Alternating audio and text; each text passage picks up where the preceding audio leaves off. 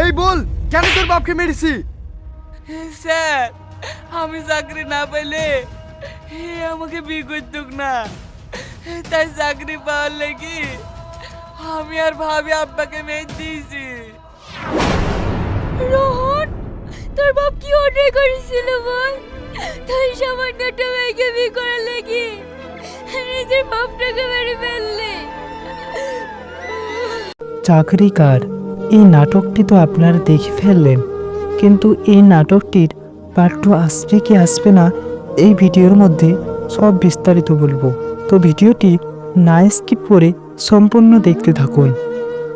আমরা যেটা বলবো যে শফিক এই বুড়া বয়সে কেন চাকরিটা নিল, এই কথাটা আমরা এই বিষয়টা নিয়ে আজকে একটু আলোচনা করব, তুলে ধরব।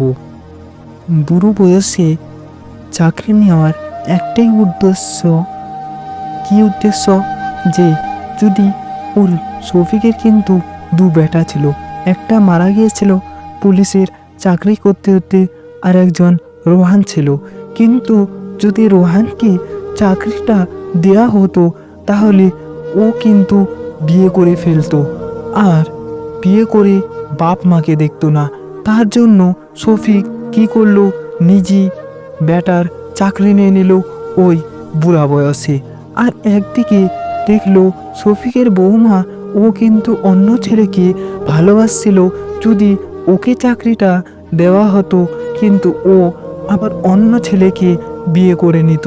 তার জন্য শফিকটা প্ল্যান করে নিজেই চাকরিটা নিল। আর লাস্টে আমরা দেখলাম রোহান আর শফিকের বৌমা কিন্তু শফিককে মেরে ফেলে। হায় রে, এই কেমন, কি বলবো আপনাদের। এই কষ্টের ভিডিওটি যদি আপনারা দেখেন হয়তো কেঁদেও ফেলতে পারেন। তো ধন্যবাদ। এই নাটকটি পার্ট 2 আর আসছে না, এখান থেকে সমাপ্ত। ধন্যবাদ।